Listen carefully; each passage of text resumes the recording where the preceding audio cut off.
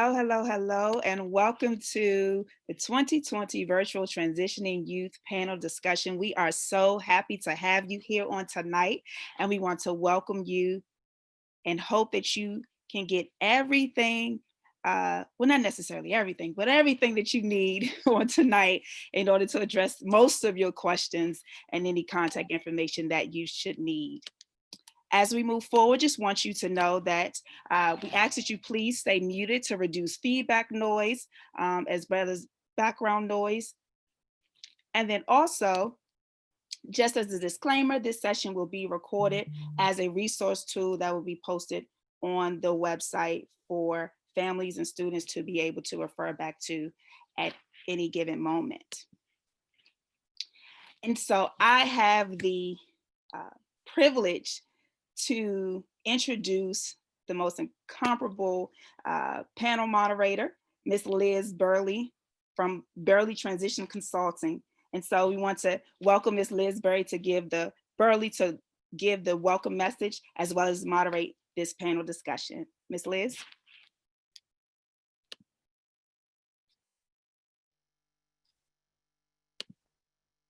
All right. Now I'm unmuted. Good evening, everyone. It's a pleasure to be here again as part of the Transitioning Youth Initiative.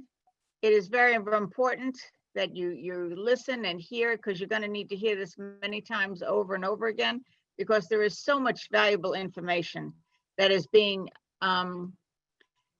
conducted here tonight.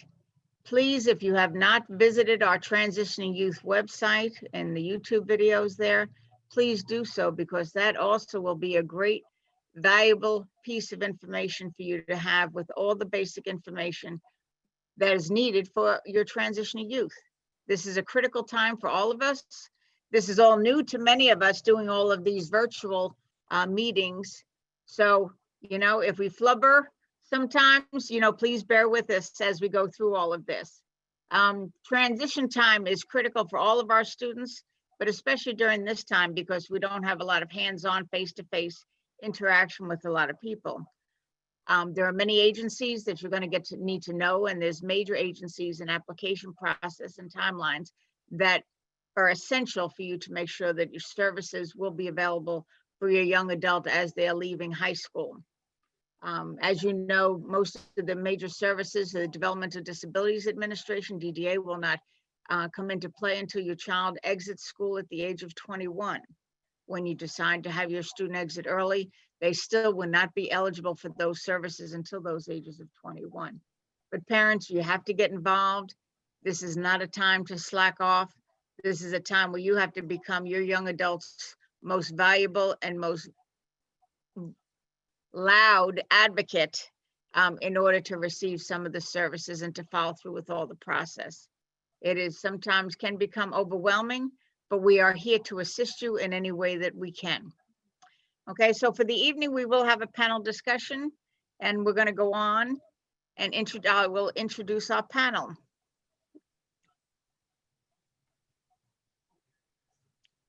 So let's meet our panelists. So first, Miss Melanie Clark is our Outreach and Community Engagement Manager.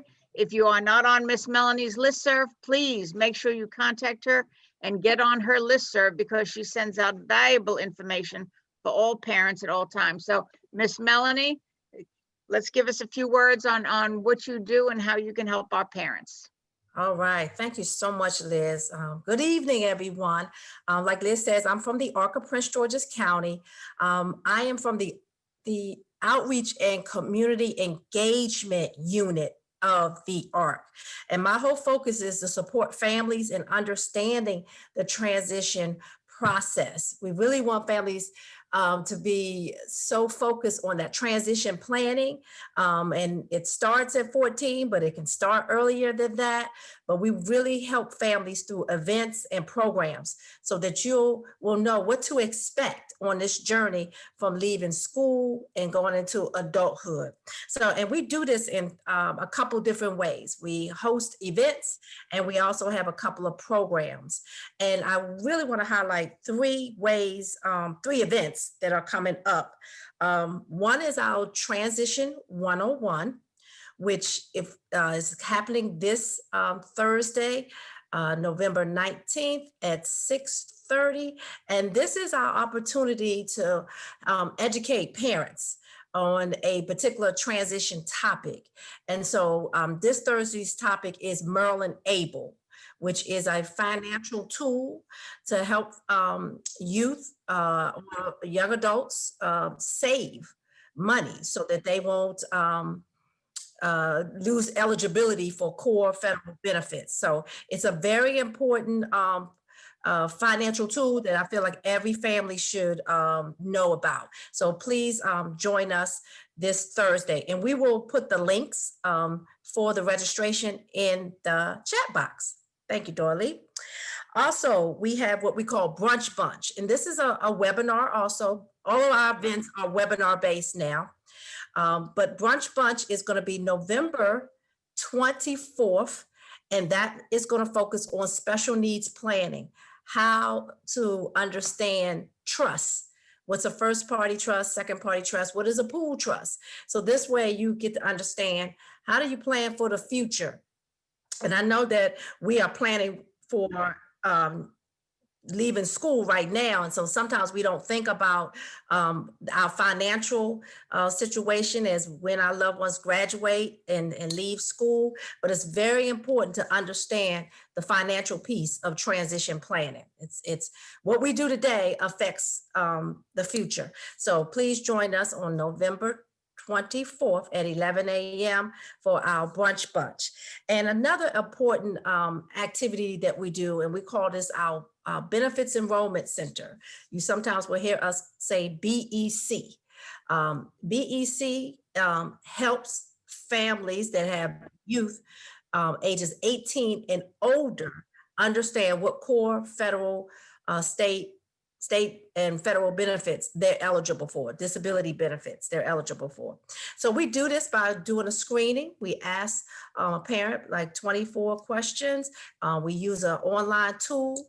It produces a comprehensive resource guide, and we educate families on the core benefits that they're eligible for, what age they're eligible for, what is the criteria, what information you need to gather to be eligible for this benefit. So it's really a great transition activity. We call them linkages.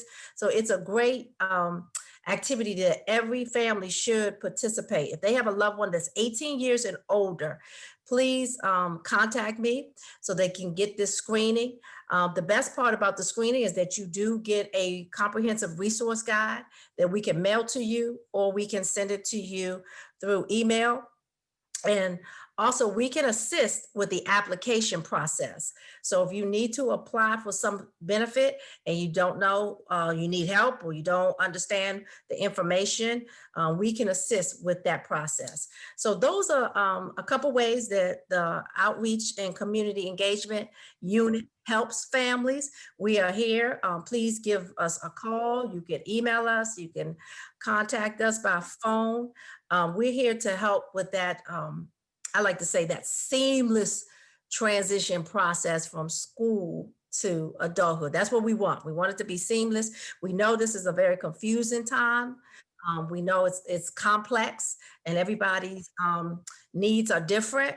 But if the more you stay engaged and participate in events and programs, it will help enlighten you so that you can best plan for your loved one's life. So thank you so much, and I'll be here for questions. Thank you, Liz. Okay, thank you, Miss Melanie. And she is a valuable resource. And it's not just about programs. She is involved with families to help with any situation, whether you're choosing her agency, but the ARC is also the local advocacy group for all people with disabilities. So please make sure you join, you become a member, because you get on the website, there is valuable information there. Okay, our next panelist is Ms. Ijoma Eke from Park and Planning Services. Thank you, Liz. Hi, everyone. Good evening. I just wanted to first off thank you guys for the opportunity to allow me to share some information about Parks and Recreation. So my name's Ijama Eke, and I'm the Training and Community Outreach Coordinator for the Department of Parks and Recreation, Prince George's County. So I'm going to briefly kind of share with you guys kind of some of the things that we're offering. And then towards the end, I'll just leave my contact information for anyone who has additional questions.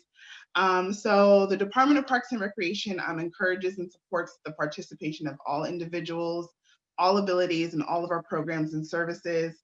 And so it's really a choice that person has and what they would like to participate in. So currently, due to the pandemic and in-person programming being limited, there's currently no in-person therapeutic recreation programs. However, we have moved online, virtual, as we all are pretty much doing, and adapting to that. So although we do miss you guys in person and miss serving the community in person, we have an opportunity to reach a greater audience virtually by offering these programs to a lot more people in Maryland. So that's really, really exciting as well. We have a lot of opportunities for folks to get involved, youth ages 13 and up. We have a teen scene social club. And this social club helps promote and support the foundation for later on. So when they transition into our adult social clubs, which we also offer as well. We also offering adaptive sports arts programs, 13 and up. So I'm going to share a couple of them with you. And if I'm looking down, it's because I have a lot of notes and I want to make sure I cover everything, so excuse me.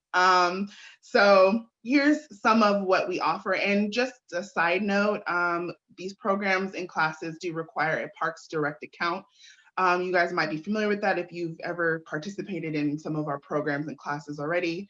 But to be able to sign up for an account is quite easy, to log on to pgparks.com and to sign up for an account to register for our classes and programs. So one of the main programs I wanted just to highlight to you all is our adult social clubs. So it's designed for adults 21 and up who reside in Prince George's County. And these clubs have a membership fee for the year. They also include a monthly newsletter, other additional fees for like smaller activities. But really it's an opportunity for participants to socialize, to meet new people, develop new interests, learn new hobbies, and really just be active and engaging with one another. And I think that's really important, especially now. We don't really have that face-to-face in-person interaction, but just to be able to keep some type of connection to our friends and to our community. So that is currently what we have offered. They're strictly virtual right now, but they have a lot of great activities going on, and they meet twice a month. And so they have game nights, they have movie watch parties, so really cool things to get involved in. And then the contact person for that program, his name is Luis Santiago. Again, towards the end, I'll give my contact. So if you want any of the contacts for any of these programs, I'll be happy to share that with you guys.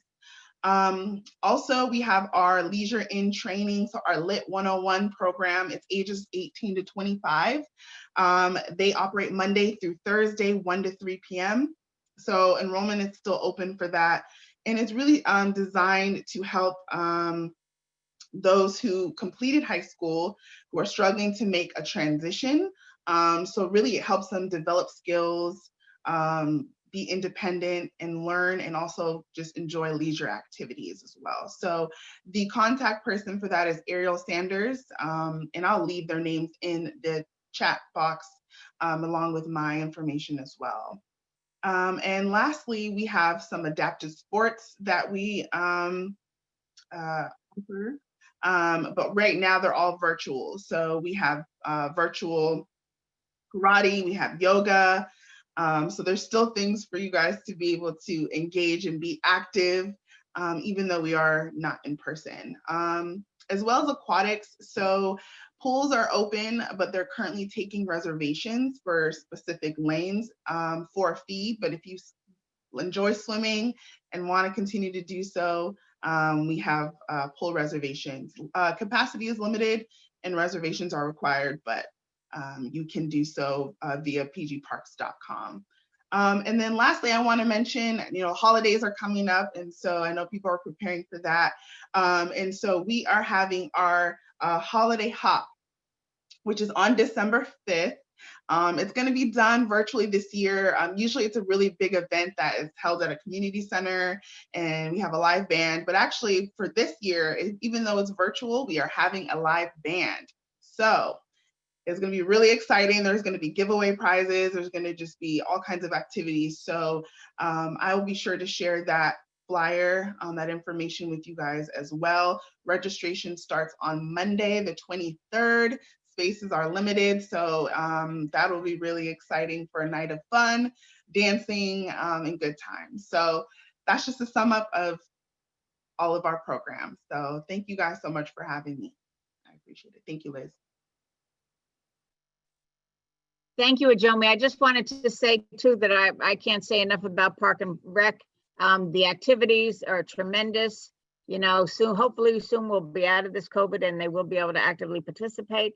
But the Holiday Hop is a fantastic event. I know my girls look forward to it all the time. And we just got our flyer about it as well. But for those of you, our young adults do need other social activities, especially if they're going to be out working. This way they get to keep their friends and do many activities. They have vacations. They do usually a mini trip every year where they've gone on cruises. They've gone to Seattle and Denver. So there's many things that they can do. So please make sure that you find all the activities that are involved with Park and Rec. Okay, our next panelist is Miss Natalie Mitchell from Division of Rehab Services, or many of you know it as the acronym of DOORS. So Natalie, I've worked with her for many years, so she's very knowledgeable, one of the supervisors of the Suitland office. So go ahead, Miss Natalie. Hi, how are you? Can everybody hear me? Can you hear me? Okay, yes. So thank you for inviting me to be on this panel. And so I just want to give a little quick overview of what DOORS is and the services that we provide. So I do have a few notes I'll be taking a look at as well as I'm talking. So for those of you that are not familiar with DOORS, DOORS is a state agency that offers programs and services that help people with disabilities to go to work. We currently offer 2 programs for students or youth with disabilities to prepare for employment.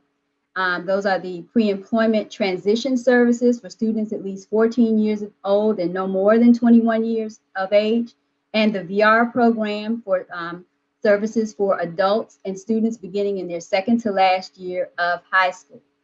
So we provide these services through the Office of Field Services, the Office for Blindness and Vision Services, and the Workforce and Technology Center, which is a comprehensive assessment and training facility in Baltimore. So just to give you a little bit of information about the pre-employment transition services. So those services are for students with disabilities, and that is defined as a person who is enrolled in high school or post-secondary education program, and they have not exited, graduated, or withdrawn. So in order to receive these services, you must be a student in school, you must be at least 14 years of age, but less than the age of 22, and you have to have a disability that's documented, and you can provide an IEP or a 504 plan, medical records, or a doctor's note. You can provide that to the counselor, and you would be able to access those services. Our other program is the Vocational Rehabilitation Services Program, and this program is for youth and it's also for adults in at least their next to last year of high school who have a goal of competitive integrated employment. And you have to, in order to receive services and be eligible for this program, you have to have a documented disability, and that disability has to get in the way of your finding and maintaining employment. So because pre-employment transition services is a limited program, because the goal of pre-employment services is to get you ready for employment. So the services are pretty much limited to job exploration counseling, work-based learning experiences, counseling on opportunities for college or other post-secondary education programs, workplace readiness training, and instruction in self-advocacy. The VR program, which is a more comprehensive program, the goal there is for you to find and maintain competitive integrated employment. So the services may include career guidance and counseling, with higher education, technical and vocational training, assistive technology services, job preparation, job search, on-the-job training and support, and supported employment. So once you submit a referral for services at Doors, you will be assigned to a Doors counselor, and if you, for pre-ed services, if you meet the criteria for that program, your Doors counselor will work with you on a pre-employment transition services agreement, which is basically a plan, what services you're going to receive in that program. If you're applying for VR services, you too will again be assigned a counselor, and that counselor will work with you on your individualized plan for employment. So DOORS is a state and federally funded program, so there's no cost for the pre-employment transition services. However, for the VR program, there is a sliding scale based on family income. So we will look at your income to determine whether or not you would you or your family would put in a contribution towards services.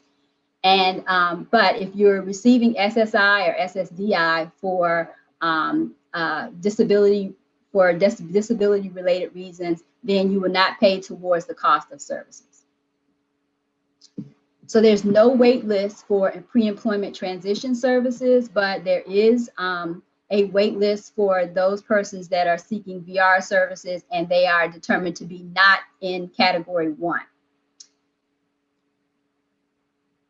So how can you receive these services? You can submit a referral, you can submit it online, you can submit it by calling one of our offices, and the information will be provided in the chat. You can call one of our offices and you can submit a referral there, and we will definitely contact you. And I will say right now, because of COVID, all of our services for students are virtual services. Some of the services for folks that are adults, we do have some in-person services, but for students, all of our services are virtual. Thank you. And I'll be here if you have any questions to ask about the program. I'll be here. Thank you. Thank you, Natalie. And you can put your contact information maybe in the chat box for some of our parents that are looking for that. Our next panelist is Ms. Nicole Shepard. She is from the Developmental Disabilities Administration, and she was used to just have our Prince George's County group, and now she has the whole Southern Maryland Regional Office. So she has a lot on her plate, but she is wonderful at working with our parents. So welcome, Ms. Nicole Shepard.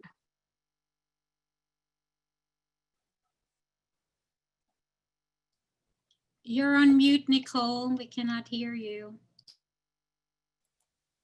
Now I'm unmuted. Can you hear me? I'm sorry about that. But good evening, everyone. As was stated, I am Nicole Shepard. I am the Transitioning Youth Coordinator for the Southern Maryland Regional Office of the Developmental Disabilities Administration. A lot of you have probably heard it referred to as DDA. So what that job entails is my job is to track all of the transitioning youth. These are people coming out of high school, going into adult services, to make sure they get connected with service providers, make sure we get their funding correct, and everything flows smoothly. So as Liz stated, Southern Maryland Regional Office consists of Prince George's County, Montgomery County, Calvert, Charles, and St. Mary's. So the biggest question I get asked is, who is DDA? Everybody keeps saying, have you applied for DDA? What does DDA do? I understand that. So DDA is actually the funding source for a lot of the providers around Prince George's County. I know you heard Ms. Clark speak from the ARC. They have different programs, but they also have a program that DDA funds. A lot of you may know about Melwood and other programs within Prince George's County. We're going to provide the funding to pay for those services that are needed for your transitioning youth post high school going into adult services. So I like people to look at, when you think of DDA, think of the money piece of it, of what we're going to provide. So it's not going to be the day-to-day hands-on with your transitioning youth, but we're just going to pay for it. DDA offers a plethora of service. I cannot stress enough for you guys to visit the tiny URL page that has been linked in the chat. DDA is it's a lot of services, and it sometimes can be confusing.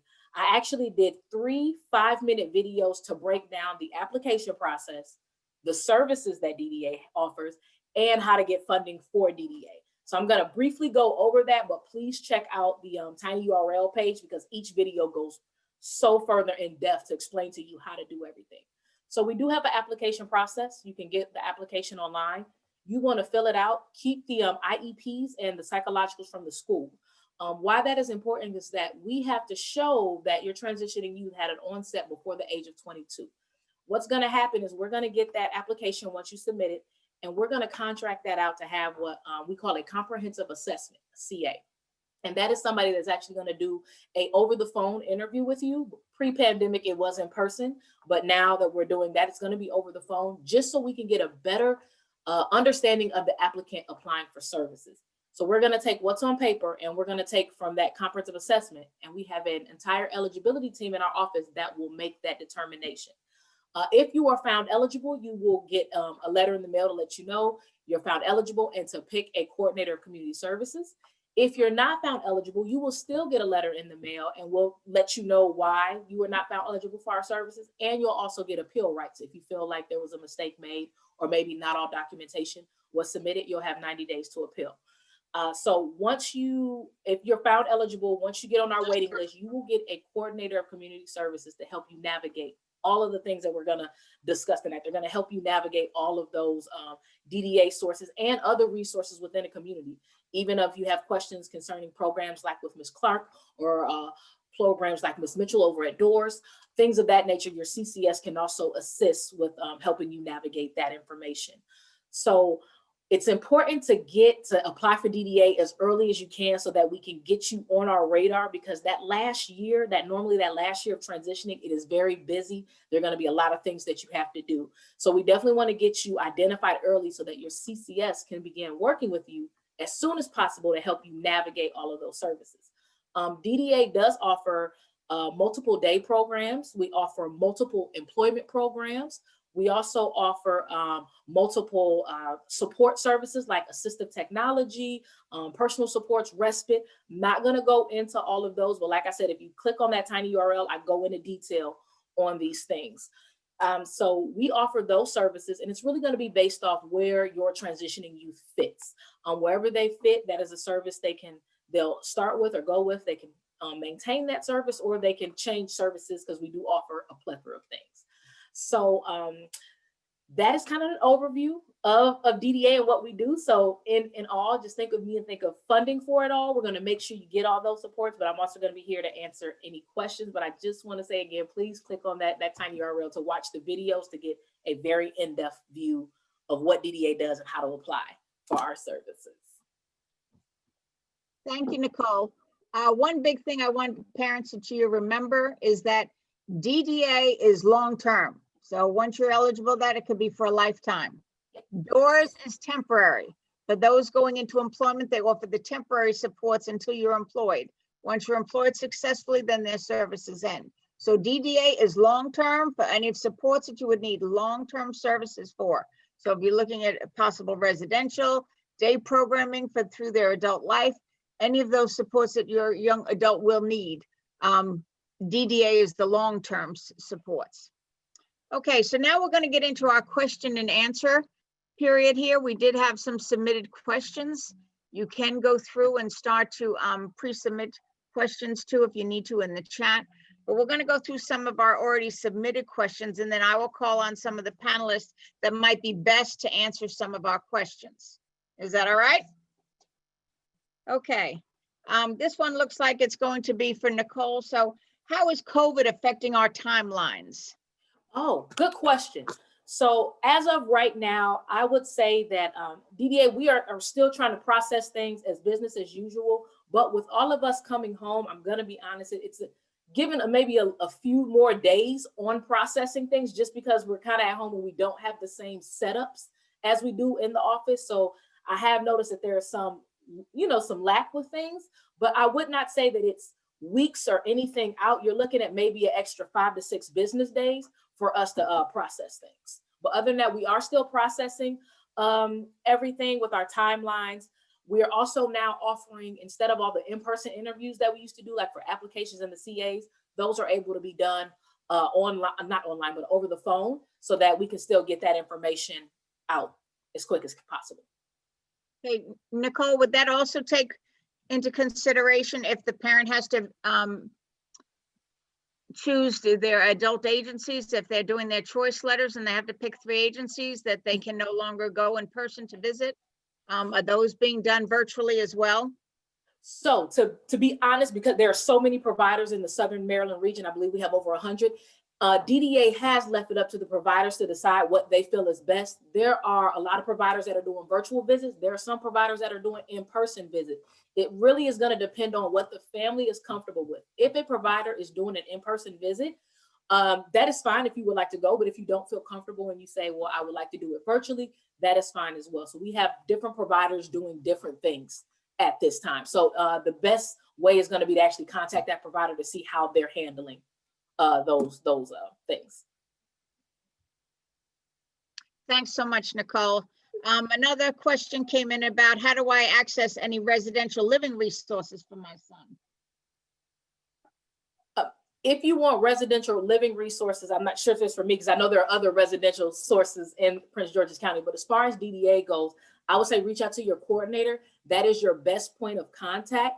As far as residential goes with DDA, let me say that you have to have a documented need for DDA to pay for residential services. Other resources in the community may provide those services, but it has to be a documented need for DDA, which means that that person is unable to stay in their current location or their current home, either due to abuse, neglect, or something for that. So I know that a lot of times Liz will let you guys know, like, this is the real of it. And I like to keep with that with Liz. So we don't pay for residential because a family's, well, they just can't live here anymore and they need to be out on their own. We need to have, DDA needs to have a documented need as to why that person can no longer live there. But please do not get me wrong. There are other resources and other agencies in Prince George's County that may offer that. I can't speak to what they may do. But as far as DDA goes, I need a documented need. Okay, thank you, Nicole. That's why when we talked before about transition planning, it's so important for you to think for the future ahead, because we never know when our family is going to go into crisis. And it's better to be prepared ahead of time and to know what is there and what is available. Okay, another question came in here about what factors should I weigh in deciding if I should request my child to stay in school another year when they have a November birthday? Okay, I'll take that one since I spent 40 years in the school system. You need to look at your child's IEP and where they are. What do they want to do when they're leaving school? What services have they gotten? Are they working on a high school diploma, or are they working on a certificate? Are they ready to be independent? Are they going on to college? What is it that they're going to do when they're leaving school? That is going to be the critical answer to your questions. Have they met their transition goals on their IEP? So sometimes you can't wait to the last minute also to decide, okay, it's now March of 2021 and I don't want my son or daughter to graduate in May. By that point, if they're a diploma student, then they've met the criteria for earning their high school diploma. And usually we can't pull it back at that time. So it's about planning out what you want them to do during that extra time that they're going to be in school. Are they going to take extra elective classes? Are they going to get extra training while they're in school? What are they going to do and what is the future plan there? Okay. Okay, another question that come up, we need assistance in applying for SSI for our son, acquiring proper medical proxy documents for notarization, please. Miss Melanie, why don't you take that one? Sure. Yes. Please contact our Benefits Enrollment Center. When we do the screening, it will oftentimes show that you're eligible for SSI. We educate you on the process with the documentation you need, any of the barriers sometimes that comes up. We help you with that process. So please contact us for appointment.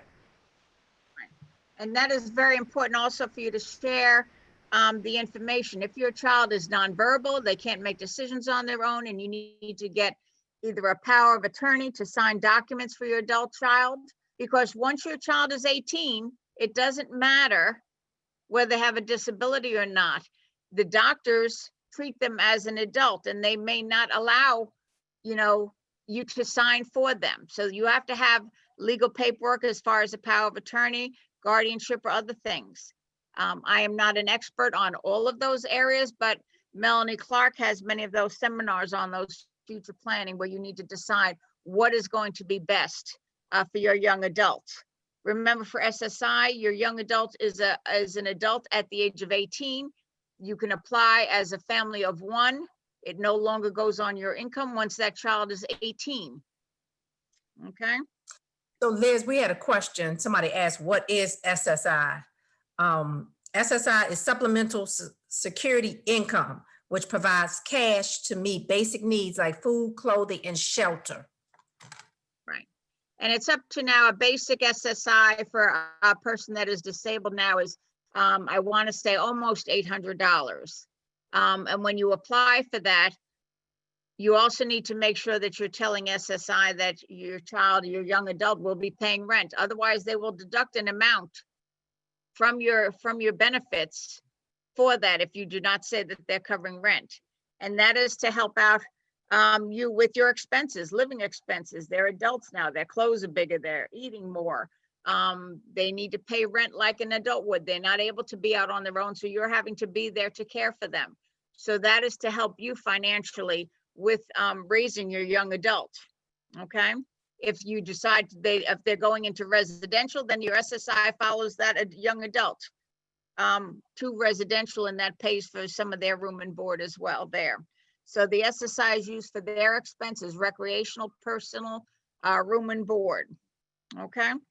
Another question here, what should my son be working on now as a young high school age student to get ready to transition?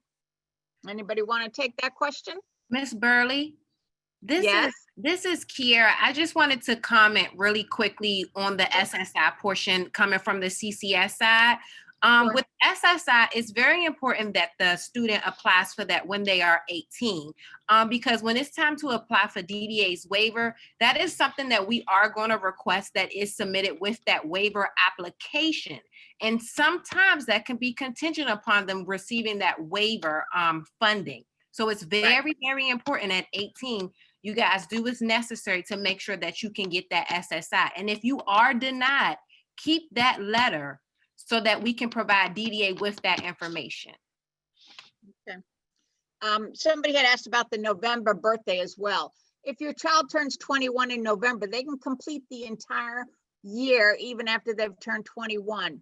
The school system rule is that a student does not start another school year, which is the first day of school, if they have turned 21. So if your student turns 21, the second day of school, they can stay in school that entire year until the end, okay?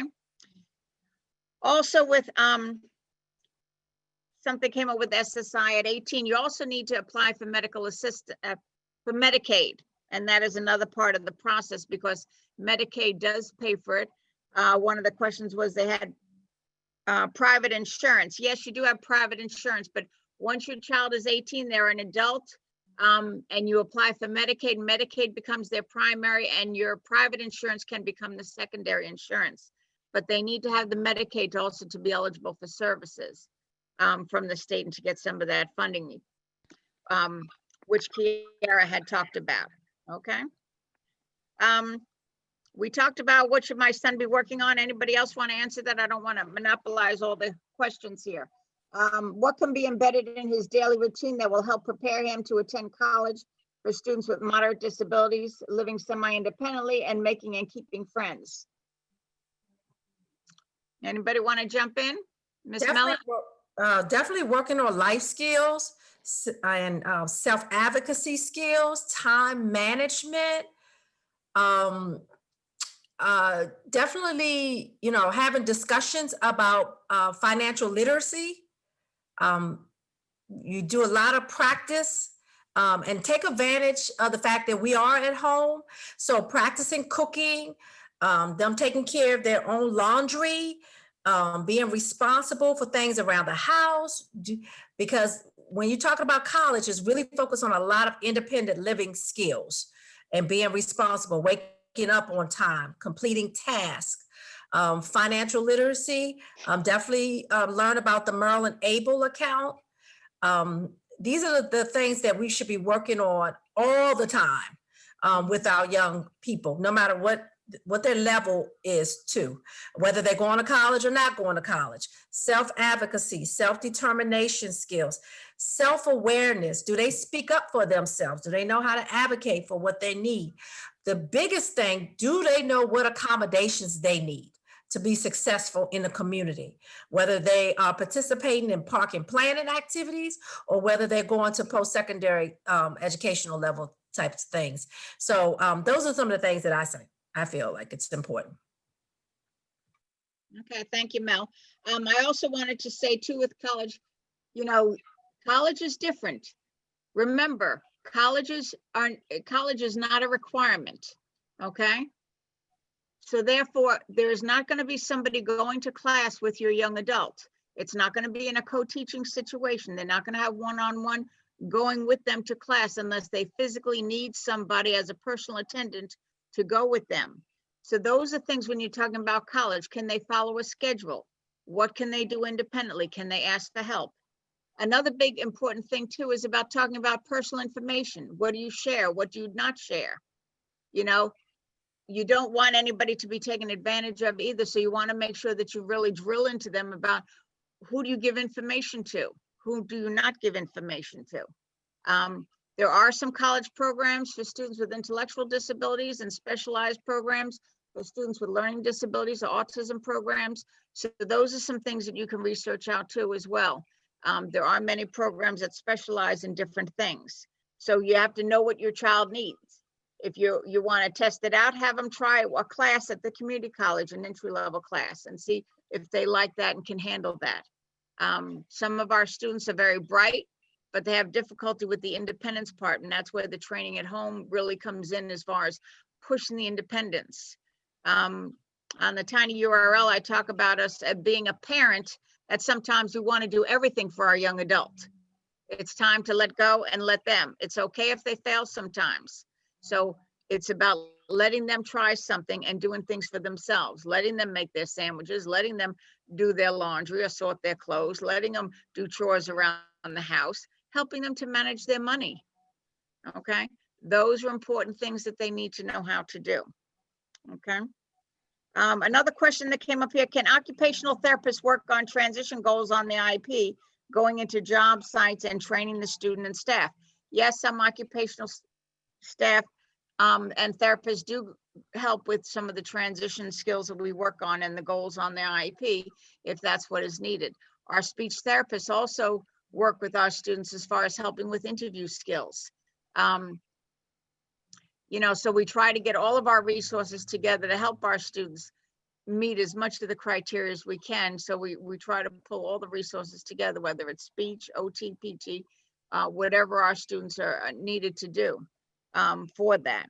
So they can, and they have gone out on job sites. When our students were going out to job sites, the speech therapists were going out, occupational therapists were going out. So they do go out and assist our students with that.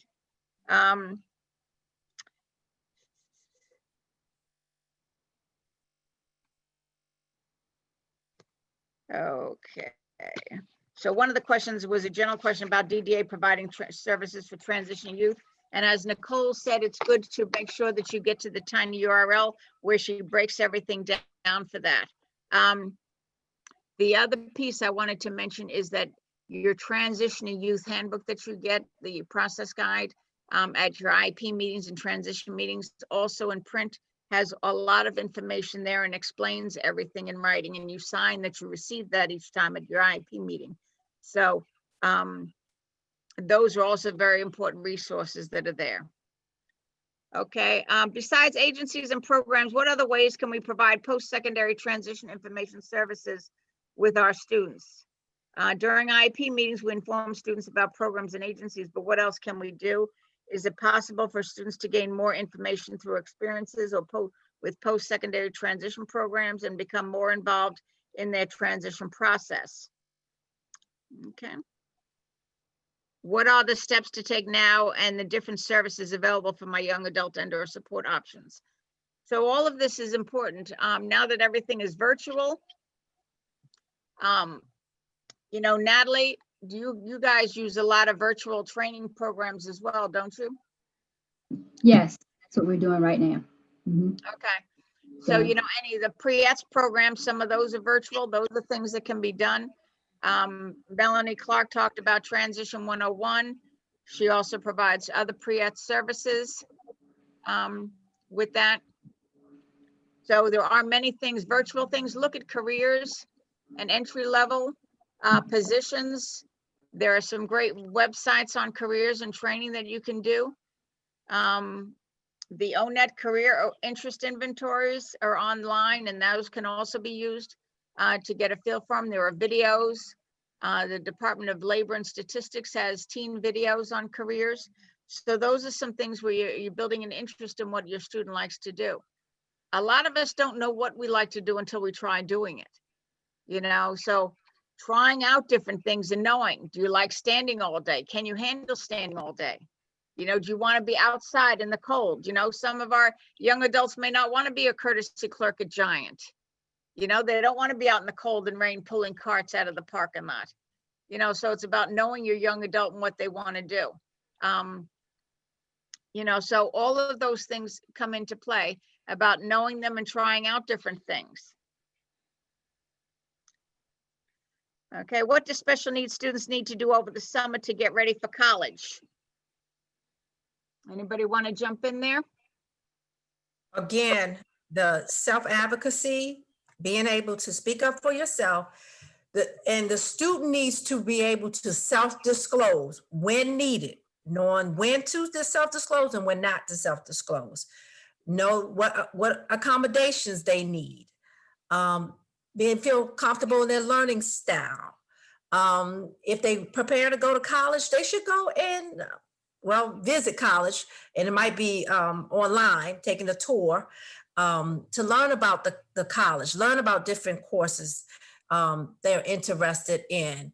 But we found out that a lot of the students are not comfortable self-disclosing, and they need to learn about a disability support office. What do they do for students who have a disability and need accommodations? So that'll be a great activity to work on, is the self-advocacy and self-disclosure, and learn about self-determination over the summer.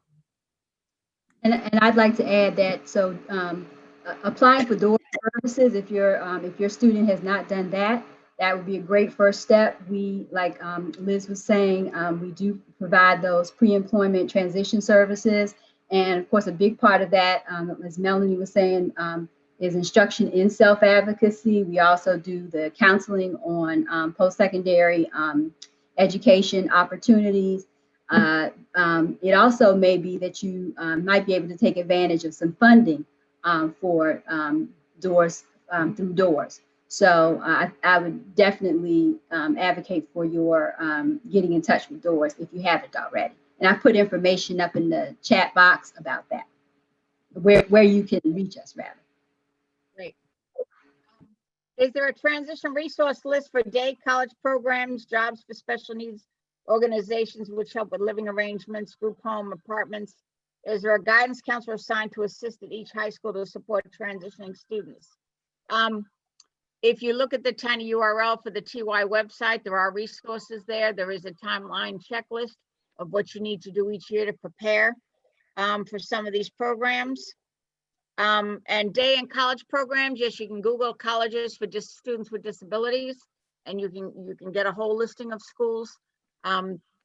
We have provided before we've done college fairs for students with disabilities. Every college is required to have a disability support office. Okay, each one is labeled a little bit differently, but each one has a college disability support office where they provide accommodations. Now remember, again, it's college, so you have to go in and prove that you have this disability and what your needs are. Nothing, your services that were on your IEP don't automatically transfer. You then become what is a 504 student at a college where you're getting what is needed for you to access any of the classes. There is no one-on-one tutoring that goes on unless you're paying for that. Colleges also have fees to do that. Some of the colleges are extremely expensive. There are colleges for students with intellectual disabilities. I know George Mason University in Virginia has an excellent life program, but it's about $23,000 a year. Okay. And then it's plus room and board. So the tuition is high, and there's that. There are other classes. Montgomery College has some classes also for students with intellectual disabilities there. There is a summer program at Howard University, Howard Community College that works with students as well. thinkcollege.net is a great one as a resource for parents that Melanie just put in the chat box for others that wanting to go to college. So there's a lot of information there in the thinkcollege.net website as well. So there are many, many things, but it's exposure, making sure what is your student doing now? Are they asking for help? Can they do the work? What are their independent skills? Take them up to the college. Can they navigate the college safely? Do they know what to do? And get around a college. So there are some colleges that are there that specialize in students. I know Marshall University has some programs for students with autism. So, but again, you have to meet the criteria to get in. And again, it is all tuition based once you become an adult. Okay. Can a student with disability stay in school until 21? And what does the educational program look like for them? Yes, it's about planning it out. If you're working on a high school diploma, then you want to plan out what they're going to do for those 6 years in high school. What is the class they're going to take? Getting in more electives, spreading out that schedule of the requirements that they need to take. Students that are working on a certificate can stay until the 21. Remember, again, the student can stay in school until the age of 21. They finish the school year where they have turned 21. So again, you do not start a new school year once you have turned 21. If you turn 21 over the summer, then you don't start the next school year.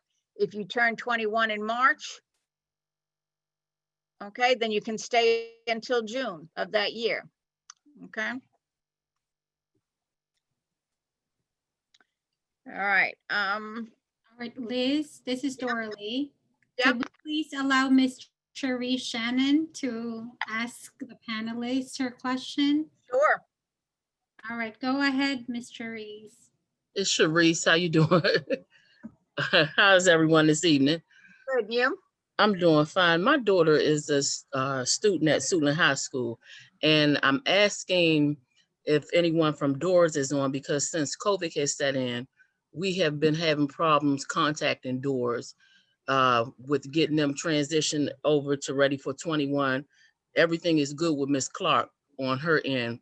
It's just contacting them. We're getting a runaround with Doors every time we leave a message or talk to someone. I talked to someone about 2 months ago, and then the lady told me she would respond to me, and she has never responded. And I'm calling back, and I'm just leaving messages. Who can we contact, direct contact, to get us to where we need to be? Good evening. So I'm sorry that happening. I did leave my contact information. I have my email. My name is Natalie Mitchell, and I have my email address there in the chat. So email me. I also have the telephone number for Suitland, the Suitland office there. You can also leave a message there. And I think there's some prompts to get to me, but you can, if you leave a message there, I'll get it, but you can also email me as well.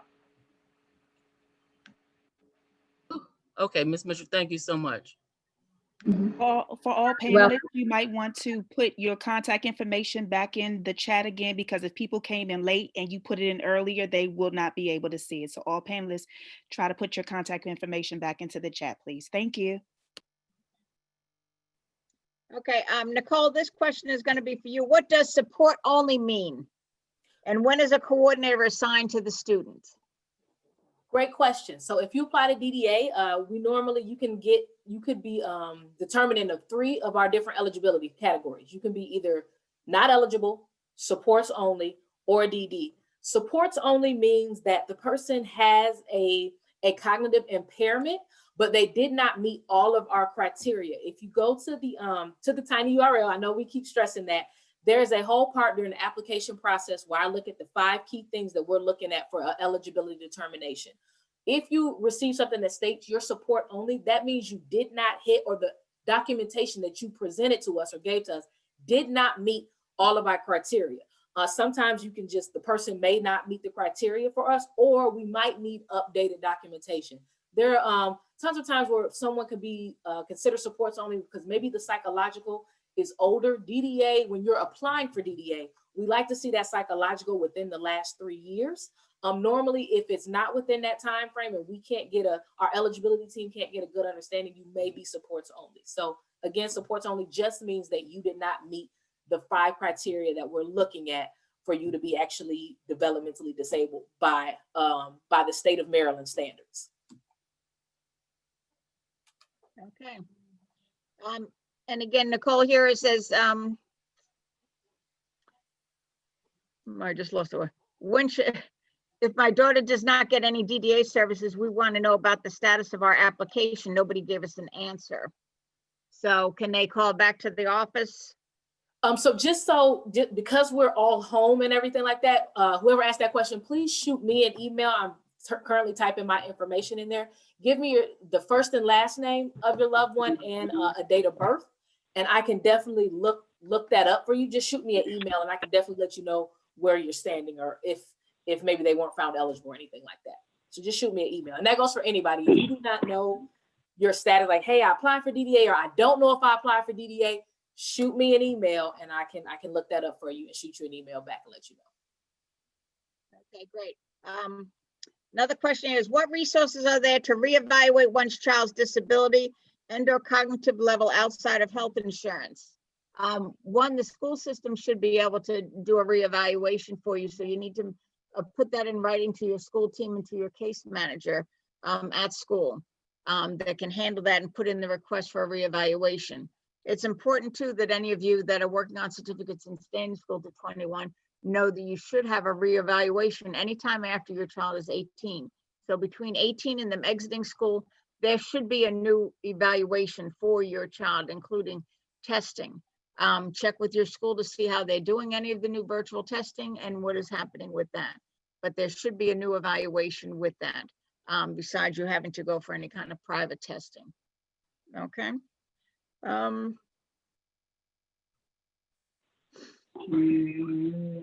Any other questions here coming in? Yes, I have one. Go ahead. Hi, my name is Ms. Sweeney. I'm calling in regards, my daughter will be graduating this year, and I'm trying to find out the protocol for day rehab. I've been searching and sending information out, but really no one has been contacting me. One of the persons sent an email stating that a lot of them are closed. So what are we as parents to do as far as getting our kids ready for the day rehab? Okay. So did you apply for DDA? Yes. Okay. And have DDA, you? I have. Go ahead. Go ahead. I have the DDA, SSI. I have everything in place for that. So my next mission is to find a CCS, a coordinator of community services. So have you been assigned a coordinator? Yes. Okay, so you should be contacting that coordinator that can help you through the next steps of locating any of the day agencies. Even though the day agencies may not be accepting or doing virtual things right now, right, you still contact them and they can still talk with you. Okay, I've done that. I've done that. I had narrowed it down to 4, and I haven't heard from anybody actually from me. usually then, Nicole, if I'm correct, and you'll be, or Kiara, you're submitting your top 3 agencies. And then if they accept, then the process will be from now until probably February when they determine the funding on which agency will accept you and is going to be willing to write a service funding plan for you. Okay. So if Okay, you've so I just, go ahead. I want to say something real quick. I think you're saying that, I just want to make sure you're right. Are you saying that you're contacting them and they're not even contacting you back to do like a visit or a kind of like an interview with you? Exactly. Okay, I've so you, sent out emails to and just did like an introduction for me and ma'am, you're doing everything you need to do for us. So that is something that we are addressing. So please know that that is on our radar to speak to the providers about at the upcoming provider meeting. okay. Thank you. Yeah, and some of the agencies are also going through changes as well, you know, so things Yeah. are moving over and moving around, and your directors and all that might be moving around as well because of all this COVID is, you know, too. So we're all in kind of a different state as of now. Give us Okay. time. If you know you don't hear anything again by the end of December, then contact Nicole Shepherd again at DDA and let them know. Okay, Nicole Shepherd. Yeah, Okay. that was who was just speaking with you. Okay, Okay. she is our transition youth coordinator. I will For- say, I'm sorry, I'm a parent in the same situation, but I Okay. will say for me, what has worked is that I not only emailed the people that are listed on the provider list that, you know, that you've been given out, but go directly to the website and fill out the contact us. I get a much faster response that way. Okay, thank you so much. Thank you. Absolutely. Good way to go. With that, I know many of the agencies Okay. are doing some virtual things as well too. So, service funding plans usually will go into play, I want to say towards the end of February when they start deciding who's going to fund what. So usually the governor's budget is in February, when the legislation votes on the DDA budget. And the budget is what's going to determine how many clients a lot of these adult agencies will be able to accept. Okay, so that's what some of them are also waiting on as far as the funding piece goes with that. So, you know, if you don't hear anything by the end of December, again, contact Nicole and follow through with that, but put things in writing for any of your agencies. Also, if you're doing an email, copy your CCS, your Coordinator of Community Services, on that as well, so that they're aware that you're making these contacts too. Okay. I have a question. Sure. Yeah, I put it on the chat, but no one has actually responded to it. My son is autistic and he's 18 years old. He's very skillful. He is really good in drawing. He can look at you and draw you exactly the way you look. So I'm trying to figure out where can actually orient him in order for him to master this skill, I mean, that he's born with. He could use that as a career actually going into the future. Absolutely. One great place you might want to look into is the Washington Art Institute over in Bethesda. They've been working with several of our autistic students. Washington Art School in Bethesda? Right, the Art Institute. You have the contact number? You can put it in the chat. I don't have it on me, but just go ahead and Google Washington Art Institute in Bethesda. Okay. Okay. I'll try to find that for you too later on if I can. But it's in Bethesda. There's one there. Any art classes that you wanted he could take at the community college would be also a great way to hone those skills that he has and be able to use them. Okay. So all of those things are a great way for him to do all of that. He can also freelance and try to, you know, sell some of his art that way. To do those things, but there are a lot of things that are out there. There are special programs for doing animation and other things depending upon what type of art he really likes to do. Okay. All right. Thank you very much. You're very welcome. Okay, I'm trying to go through some of the questions that were pre-submitted. I'm trying to make sure that I've hit most of these things here.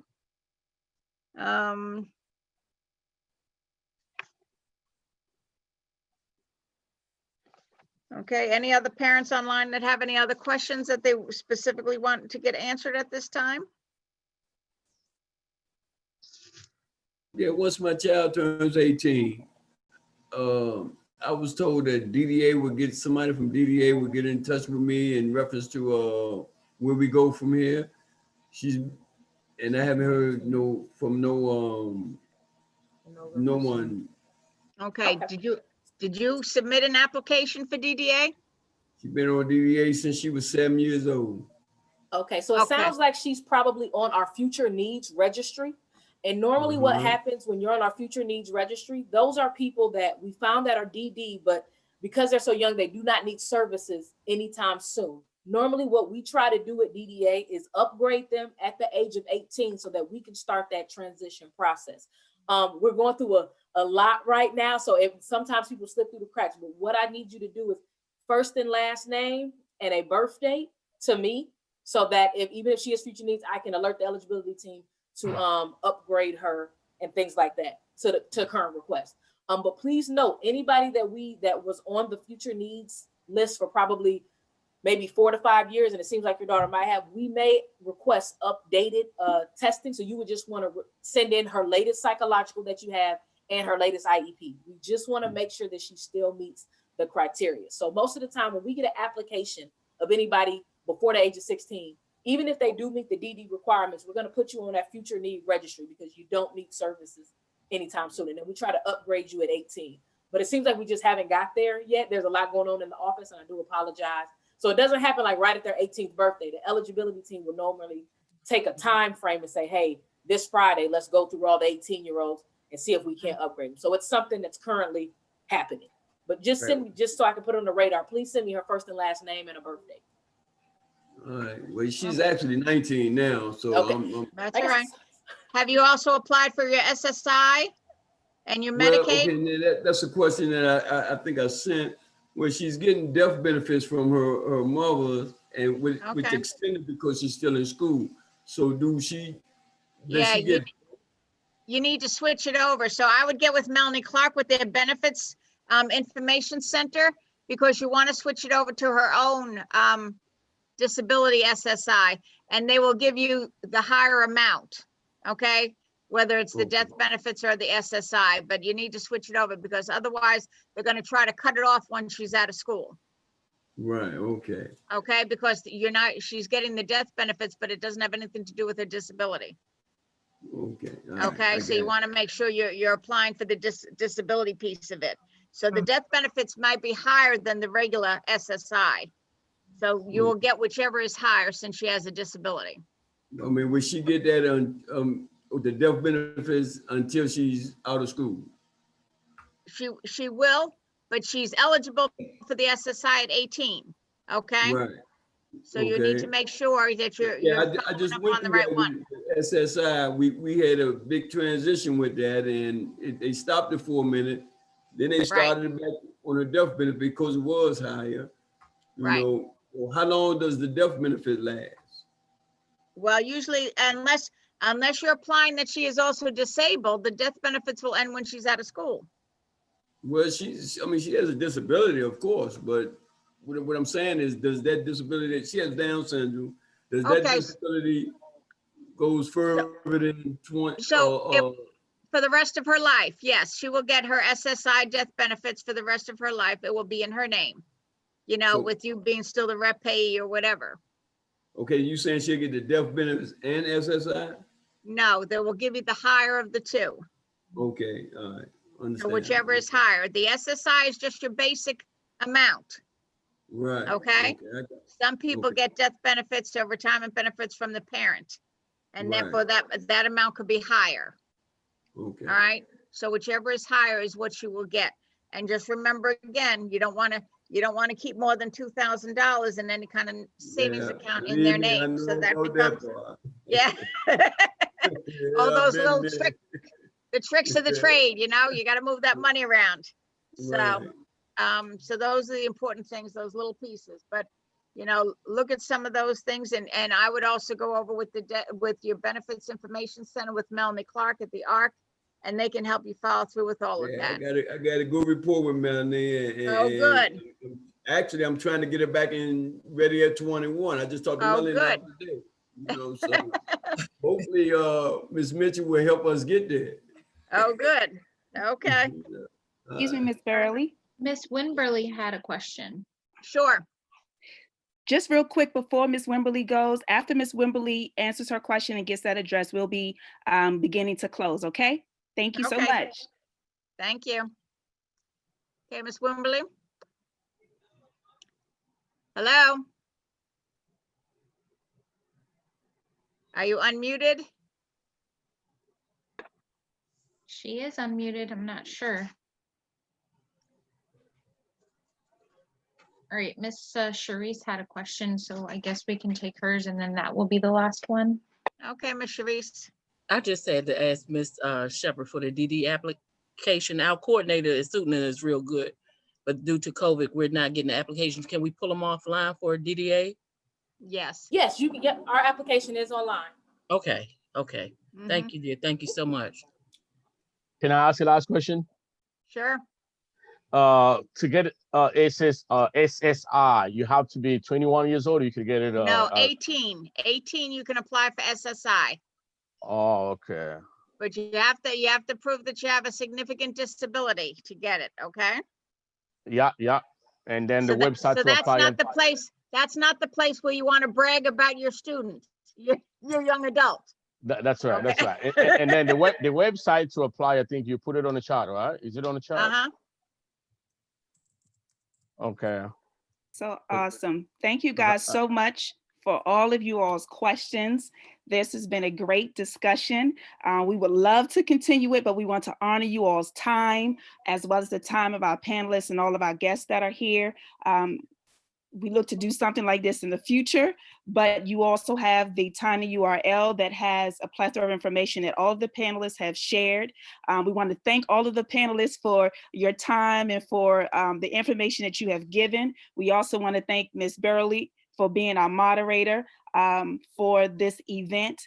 Thank you to all our other guests who may not have shared anything verbally, but you may have been in the chat or you're just present. And so we thank you for supporting this as well. Again, to all of the parents and maybe even staff that are here and other guests, we thank you for coming. Again, please visit all of the resources that have been posted. You have the contact information for all of our panelists. So if we did not get to your questions, please just reach out to them so that they can answer very specifically and directly and get you on target to where you need to be. So again, we bid you adieu. We thank you so much. Have a great night until we meet again. Thank you. Thank you, ladies. Thank you. Thank Thanks, you. everyone. Thank you. Stay safe.